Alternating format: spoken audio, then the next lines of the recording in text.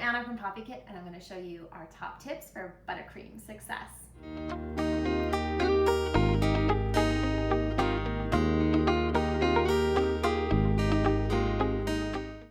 First tip is to make sure that your ingredients are at room temperature. So what does that mean? It means that when you stick your finger in it, you're gonna get a nice little indent. Like spreadable for toast, but not melted.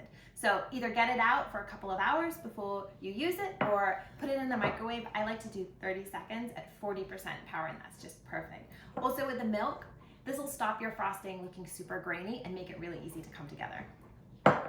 So the perfect consistency for buttercream is super nice and soft and spreadable when you're frosting the sides of the cake.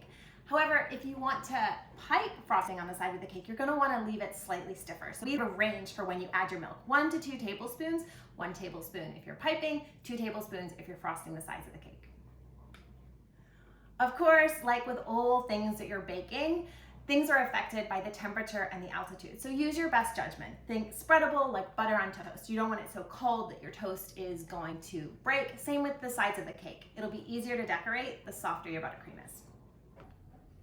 Now that you've made your buttercream, you definitely want to cover it. This is an American buttercream, and if you leave it uncovered, it will form a crust on the top. So cover it, leave it at room temperature. You can do that, make it a day ahead of time, or you can make it, cover it, refrigerate it for up to a week, or freeze it. Just make sure you bring it back to room temperature before you use it.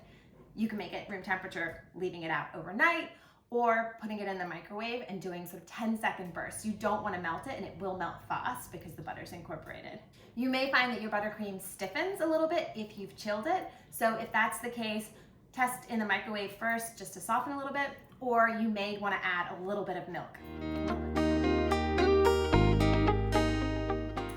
When you're crumb coating your cake, you always want to make sure you have a second bowl so that when you touch the cake and you have crumbs stuck to the remaining buttercream, you can scrape it off on the side of the bowl because you don't want crumbs mixing in with your clean frosting. Similarly, when you're decorating the sides of your cake after your crumb coat, you always want to scrape off any excess, so you're always starting with a clean spatula. At Poppikit, we embrace imperfections and love the homemade look. However, if you want to achieve those super smooth sides that you see from the bakery, our tip is to take your spatula, dip it into a glass or a cup of hot water, ideally from the kettle, for 5 seconds, and then make sure you dry it off, and then you can use this to go around the outside of your cake to get those super smooth sides.